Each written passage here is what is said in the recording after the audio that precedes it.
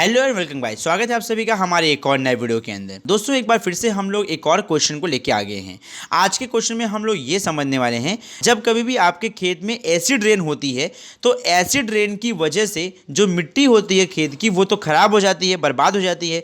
तो कैसे उस मिट्टी को वापस से उपजाऊ बना सकते हैं, कैसे उस मिट्टी को वापस से फर्टाइल बना सकते हैं, तो इसी क्वेश्चन के आंसर को आज के अपने इस वीडियो के अंदर हमें समझने का है। आइए जानते हैं स्टेप बाय स्टेप करके इसका एक्सप्लेनेशन। यहाँ पे इसका आंसर आप लोग समझें, उसके पहले आप लोग ये जान लीजिए कि जब भी खेतों के अंदर एसिड रेन होता है तो एसिड रेन के समय पे कौन सा एसिड आपके खेतों में आता है। आसमान से सल्फ्यूरिक एसिड हमारे खेतों में एसिड रेन के दरमियान हमें आते हुए दिखाई देता है। अब आप लोग यहाँ पे ये सोच रहे होंगे कि ये सल्फ्यूरिक एसिड हमारे आसमान में आया कहाँ से।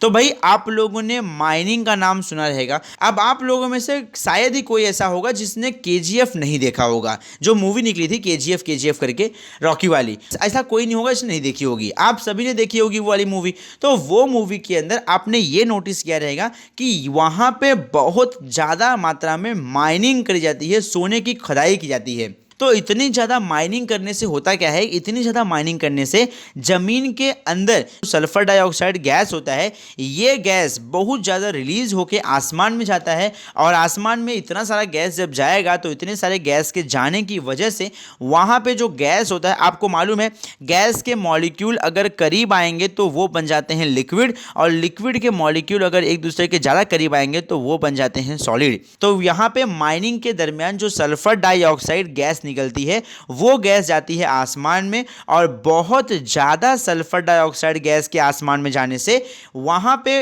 उसके मॉलिक्यूल करीब आते हैं, पास में आते हैं, और वो बन जाते हैं सल्फ्यूरिक एसिड। और बाद में जब बरसात होती है तो वो बरसात के अंदर सल्फ्यूरिक एसिड ही गिरता है। आज के समय में हमारे धरती पे पोल्यूशन इतना ज़्यादा हो गया है कि खाली माइनिंग वाली जगहों पे नहीं, जब भी जून का महीना आता है यानी कि बारिश का महीना आता है तो सबसे पहली बरसात जो आती है उस पहली बरसात के अंदर बहुत ज़्यादा मात्रा में एसिड होता है। इसीलिए कहा जाता है कि पहली बारिश के अंदर भीगना नहीं चाहिए। अगर आप पहली बारिश के अंदर भीगेंगे तो कहीं ना कहीं आपका जो स्किन होगा, आपके स्किन के ऊपर बहुत ज़्यादा अमाउंट में सल्फ्यूरिक एसिड आने वाला है। और वो सल्फ्यूरिक एसिड, अगर आपका स्किन जरा सा भी सेंसिटिव रहेगा तो आपकी स्किन के ऊपर बहुत सारे फोड़ी वगैरह जो होंगे वो देखने को मिल जाएंगे। एंड अब एसिड रेन तो हो गई, लेकिन ये एसिड रेन को अगर आप हल्के में लेने की गलती कर रहे हैं तो ऐसे बिल्कुल मत सोचिए। एसिड रेन से बहुत ज़्यादा नुकसान होता है। आप लोगों ने देखा रहेगा जो बड़े बड़े लोखंड के ब्रिज होते हैं, तो अभी अपने वेस्ट बंगाल में जो सबसे बड़ा लोखंड का ब्रिज है, अंग्रेज़ों के ज़माने वाला हावड़ा ब्रिज, वो पूरा का पूरा लोखंड का बना हुआ है।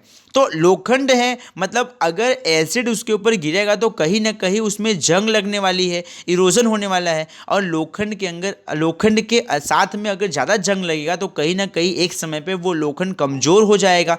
क्योंकि जंग लगने के समय क्या होता है, ऊपर एक लेयर बनती है, पपड़ी बनती है, और बाद में वो निकल जाती है। तो कहीं ना कहीं यहाँ पे धीरे धीरे करके पूरा का पूरा जो लोखंड होगा वो अलग हो जाएगा, ख़त्म हो जाएगा, और एक समय पे वो ब्रिज गिर जाएगा पानी के अंदर। तो इतना आलीशान ब्रिज जो बना हुआ है, ये पूरा का पूरा ब्रिज क्या हो जाएगा, ख़राब हो जाएगा। तो यहाँ पे जो ब्रिजेस होते हैं मेटल के, ये भैया ख़राब हो जाएंगे, इनमें करोजन आ जाएगा, इरोजन लग जाएगा एसिड रेन की वजह से। तो हमारा कितना बड़ा प्रॉपर्टी जो होगा वो बर्बाद हो जाएगा। तो दूसरा, मेटल के स्टेचूज़ जो होते हैं, अगर आप लोग को बताओ तो बहुत सारी जगहों पर ना मेटल के स्टेचू बनाए जाते हैं, जैसे कि मतलब लोखंड वगैरह की तलवार वगैरह रखी रहती है, या किसी की मूर्ति वगैरह बनाई रखी रहती है। तो अगर एसिड की बरसात होगी तो एसिड की बरसात में उसमें भी जंग लगेंगे, तो मेटल की चीज़ें जो होंगी वो भी क्या होंगी, खराब होंगी। जो हमारी रेलवे चलती है, जो हमारी ट्रेन चलती है, वो पूरी की पूरी लोखंड की बनी होती है, एल्यूमिनियम की बनी होती है। तो कहीं ना कहीं वो भी एक मेटल ही है। अगर उसके ऊपर एसिड रेन होगा, अब तुम पूरी की पूरी ट्रेन को कैसे छुपाओगे, नहीं छुपा सकते ना। तो कहीं ना कहीं अपनी जो ट्रेन होगी वो भी ख़राब होगी। तो हमारा जो इंफ्रास्ट्रक्चर होगा अल्टीमेटली वो ख़राब होगा। हमारे घर का जो पतरा होता है वो भी लोखंड का होता है। तो एसिड रेन के होने से क्या होगा कि एसिड रेन के होने से ये जो पूरा का पूरा कंप्लीट छपरा होता है, पतला होता है, ये पूरा जो पतरा होगा भैया, इसके ऊपर एसिड आएगा। एसिड के आने से ये रिएक्शन करेगा एसिड, और एसिड के रिएक्शन करने से ही यहाँ पे बहुत ज़्यादा इरोजन हमको देखने को मिलेगा।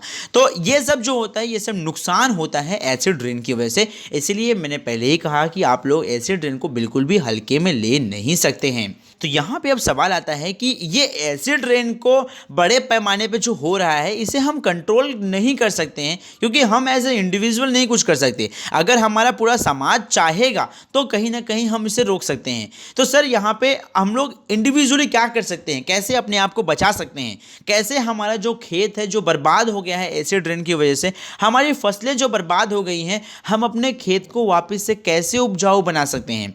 देखो, तो इसको जानने के लिए सबसे पहले आप ये समझिए कि जो एसिड रेन होता है इससे नुकसान है, जिस चीज़ का जितना नुकसान है उसका कहीं ना कहीं थोड़ा सा फ़ायदा होता है।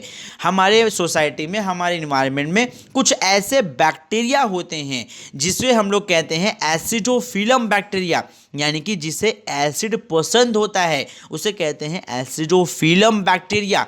तो ये जो एसिडोफिलम बैक्टीरिया होते हैं, ये बैक्टीरिया के अंदर एनर्जी आती है सल्फ्यूरिक एसिड से। मतलब अगर आप इन्हें सल्फ्यूरिक एसिड खिलाओगे पिलाओगे तो ये लोग ताकतवर होंगे, मजबूत होंगे। और ये जो एसिडोफिलस बैक्टीरिया होते हैं, ये एसिडोफिलस बैक्टीरिया हमारे खेत के उपजाऊपन को मजबूत बनाते हैं, क्योंकि हमें मालूम है जो खेत होता है, खेत के अंदर अगर सल्फर डाइऑक्साइड गैस जाएगी तो कहीं ना कहीं खेत हमारा मजबूत बनेगा, हमारे खेत की फर्टिलिटी पावर इंक्रीज होगी, लेकिन सल्फ्यूरिक एसिड से नहीं होगी। तो सल्फ्यूरिक एसिड जो होगा वो खाएंगे हमारे एसिडोफिलस बैक्टीरिया, और एसिडोफिलस बैक्टीरिया खाते ही वो क्या करेंगे, हमारे खेतों में जाएंगे और सल्फर डाइऑक्साइड गैस रिलीज करेंगे, जिससे हमारा जो खेत होगा वो वापस से फर्टाइल बन जाएगा, वापस से उपजाऊ बन जाएगा। तो यहाँ पे इस प्रकार के बैक्टीरिया को हमें कंट्रोल करना चाहिए, हमें रोकना चाहिए, हम बचाना चाहिए, हमें इनको संवारना चाहिए, इनको दुलारना चाहिए, ताकि एसिड रेन से ये हमारे खेत की फर्टिलिटी को बचा सकें। सो आई होप गाइस आप लोग को इस क्वेश्चन का आंसर समझ में आ गया रहेगा, एंड दैट्स इट। एंड अगर आप लोग को इस वीडियो में बताया गया किसी बातों से कोई तकलीफ है, कोई परेशानी है, या कोई सजेशन है, कोई राय जो आप लोग हमें देना चाहते हैं, तो आप सभी के लिए कमेंट बॉक्स खुला हुआ है, आप लोग वहां पर राय दे सकते हैं।